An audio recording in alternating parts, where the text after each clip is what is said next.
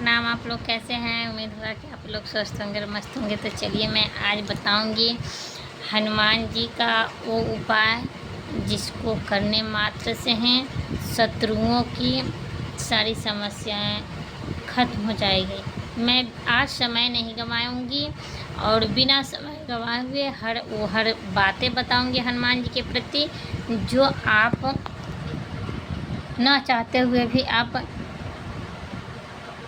का हर समस्याएं का हल निकल जाएगा। तो फिर मैं बार बार कह रही हूँ कि वीडियो स्किप मत कीजिए, क्योंकि वीडियो स्किप कीजिएगा तो मैं जो बात बताऊँगी वो आपको समझ में नहीं आएगा। तो आपको करना कुछ नहीं है, बस हनुमान चालीसा का जो चौपाइयाँ हैं, वो जो दोहे हैं, हनुमान जी के जितने भी चौपाई हैं वो सभी चौपाइयों एक पर एक सिद्ध और एक पर एक चमत्कारी हैं, बहुत चमत्कारी हैं। इतना चमत्कारी हैं कि आजकल के कलयुग में साक्षात हनुमान जी का ही वास है। अन्य देवी देवताओं को तो हम मानसिक रूप से ऐसे भी किसी से प्रेम करते हैं तो वो मेरे नज़रों के सामने झलकता रहता है, लेकिन जो मुझसे प्रेम करता है वो इंसान को नज़र नहीं आता है। इसीलिए जो सामने नहीं है उससे लोग लगाव रखते हैं, और जो नज़र के सामने है उनसे लोग दूरियां बनाते हैं।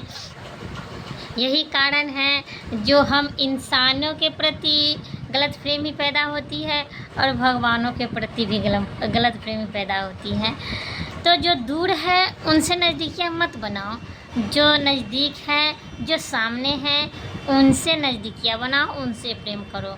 तो देखिए राधा कृष्ण जैसे आपका प्रेम अमर होकर रहेगा। प्रेम का मतलब ये नहीं है कि मैं ये कह रही हूँ कि किसी के साथ भाग जाओ, ये प्रेम नहीं है। मैं इस प्रेम की बात कर रही हूँ जो साक्षात जो देवी देवता हैं उनको, जो हम लोग जैसे कि साक्षात हो गए सूर्य भगवान, जो हम लोग उनको देखते हैं तो प्रेम उनसे करिए, और जो दिखाई नहीं देते उनके पीछे हम लोग दौड़े भागे रहते हैं, तो ये गलत है।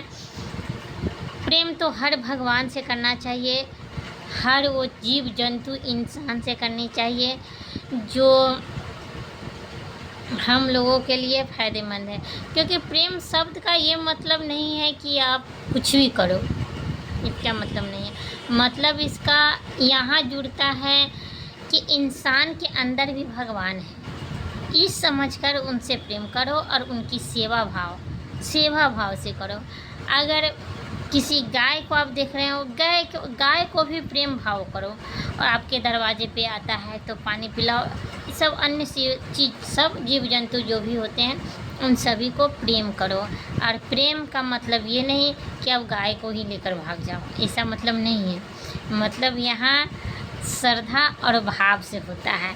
इसीलिए अगर आप चाहते हैं कि हाँ मेरा शत्रु मेरा कुछ भी नहीं बिगाड़ पाए, मैं जो भी काम करूँ वो सफलतापूर्वक मेरे काम पूरा हो, तो उसके लिए आपको एक छोटा सा उपाय करना है, जो हनुमान चालीसा की चौपाइयाँ हैं।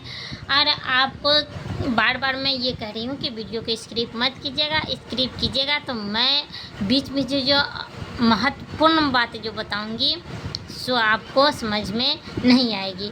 आप लाइक करें, कमेंट करें, शेयर करें या सब्सक्राइब करें या ना करें, अगर दिल करे तो सब्सक्राइब कर भी दिया करो। अगर अच्छा लगे तो वीडियो को लाइक भी कर दिया करो, और नहीं लगे तो कोई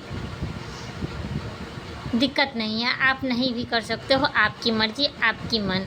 लेकिन वीडियो पूरा फुल देखिएगा, क्योंकि विश्वास यहाँ बहुत मायने रखता है और प्रेम बहुत मायने रखता है। तो आपको करना कुछ नहीं, आपको सुबह 3 से 4 बजे के बीच में उठ जाना है। उठ जाने के बाद आपको स्नान ध्यान करने के बाद नित्य जो क्रिया होता है उसको करने के बाद झाड़ू, अगर लेडीज़ हो तो झाड़ू लगा करके जो प्रक्रिया होता है उसको करके, उसके बाद आपको करना क्या है, स्नान करने के बाद सूर्य भगवान को अर्घ्य देना है। अर्घ्य देने के बाद तुलसी में जल देना है, और जल देने के बाद समी में जल देना है। और तत्पश्चात आपको एक लाल कपड़ा लेना है और लाल कपड़े पर आपको अपना आसन जमाना है। और अगर आपके घर में हनुमान जी का मूर्ति है तो ठीक है, अगर फ़ोटो है तो ठीक है, नहीं है तो भी चलेगा। आप मानसिक स्मरण करते हुए श्री हनुमान जी का ध्यान करते हुए कहिए कि हे प्रभु, मेरे पीछे बहुत सारे दुश्मन पड़े हैं, मैं किसी को कुछ नहीं कहती, मैं अपने में मगन रहती, फिर भी मेरे पीछे बहुत सारे दुश्मन पड़े हैं, आप इनको थोड़ा साइड करो और शांत करो। इसीलिए मैं आपके शरण में आई हूँ और आपके चरणों में गिर करके मैं ये पाठ करना शुरू करती हूँ। मुझे विश्वास है कि आप मेरे दुश्मनों को शांत करेंगे। इतना कह करके इतना शब्द को अवश्य बोलना है आपको। अगर इतना बोलते क्रम में देख लीजिएगा, अगर भगवान आपके साथ हैं तो आपके आँख से आंसू ज़रूर निकलेगा, इतना गारंटी है। अगर भगवान आपका ये बात सुन रहे हैं, इतना आप बोल कर देखिएगा सुबह में, आपके आँख से आंसू न गिरे तो मुझे कहिएगा।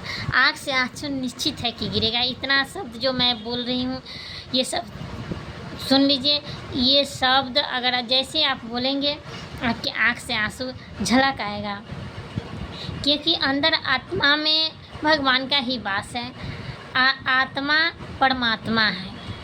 और आपको एक दीपक जलाना है, लाल फूल हो सके तो लाल फूल लेना है। नैवेद्य में जो कुछ भी हो आपको जुड़े, जो कुछ जुड़े, मैं ये नहीं कर रही हूँ कि खोआ मेवा मलाई, जो कुछ जुड़े श्रद्धा भाव से आपको वो ले लेना है। लेने के बाद आपको दीपक जलाना है। जौ तिल अक्षत जो सामग्री आपके सामने समर्थ हो सके उसको लेना है। हनुमान जी के मूर्ति पर या फोटो पर उसको रखना है, पूजा करना है और फूल चढ़ाना है।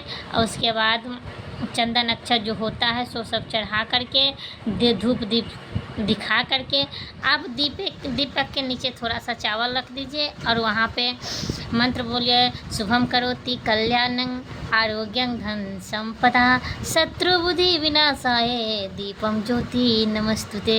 इस मंत्र का लगभग आप 108 बार बोल लीजिएगा तो बहुत बेटर होगा। अगर नहीं बोलिएगा तो आप